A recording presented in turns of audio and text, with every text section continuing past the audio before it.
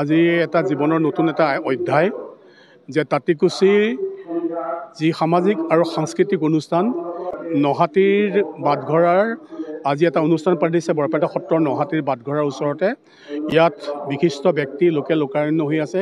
তেওঁলোকৰ মূল কথাটো হ'ল সমাজ জীৱনত যিসকলে কাম কৰি আহিছে তেওঁলোকক উদ্যোগ জনোৱাৰ কাৰণে তেওঁলোকে আজি এই অনুষ্ঠানটো কৰিছে। আজি এই অনুষ্ঠানটোৰ মূল কথাটোৱেই হ'ল যে প্ৰথম অৱস্থাত বৰপেটাক যিসকলে প্ৰজ্ঞাৰ আলোকিত কৰিছিল সেইসকলক শ্ৰদ্ধাঞ্জলি, আৰু যিসকল বিজ্ঞ পুৰুষে বৰপেটাক আজি মাটি উৰ্বৰ কৰিছিল সেইসকলৰ প্ৰতি শ্ৰদ্ধাঞ্জলি, আৰু আমাৰ হিয়াৰ আমঠু জুবিন গাৰ্গকে বিশেষভাৱে আজি এক সম্বৰ্ধনা। আৰু জুবিন গাৰ্গৰ সেই কালজয় গীত সকলোৱে সমস্তৰে গাইছে। সেই গীতটোৱেই হ'ল যে মায়াবিনী, এই গীতটো আজি গাইছে সমস্তৰে গাই। তাৰপিছত ইয়াত আজি যিসকল বঁটাপ্ৰাপক আছিল সত্ৰীয়া পৰম্পৰাৰে তেওঁলোকক আদৰি আনিছে। সেইসকলৰ ভিতৰত আমাৰ বিশিষ্ট লেখক আৰু গৱেষক জ্ঞানৰঞ্জন দাস, তেওঁ পাইছে তাঁতিকুছি বঁটা।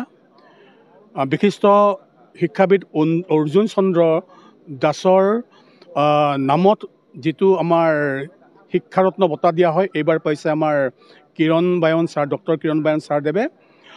আৰু তেওঁ একেলগে শিক্ষাবিদ, আনফালে তেখেতে এগৰাকী বিশিষ্ট ক্ৰীড়াবিদ।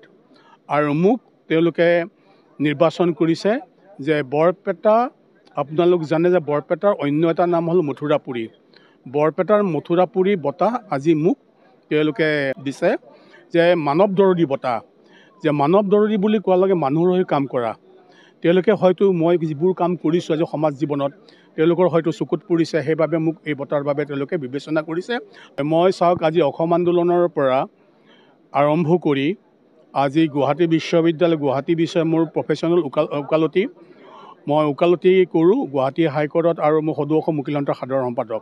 তাৰ মাজত থাকি এটা সমাজৰ যিখিনি আৰ্তজন যাৰ যি প্ৰয়োজন হয় সকলোকে সহায় কৰি। আপোনালোকে জানে কৰোণাৰ সময়ত ইয়াৰে যিখিনি খাতি খোৱা মানুহক মই এমাহৰ খাদ্য দিছিলোঁ। ইয়াত থকা বহুত মানুহক আমি চিকিৎসাৰ কাৰণে পইচা পাতি দিয়াৰ উপৰিও আমি ব্লাডৰ যোগান ধৰোঁ। আমাৰ এটা অনুষ্ঠান আছে, আমি ব্যক্তিসকলে ব্লাডৰ যোগান ধৰোঁ।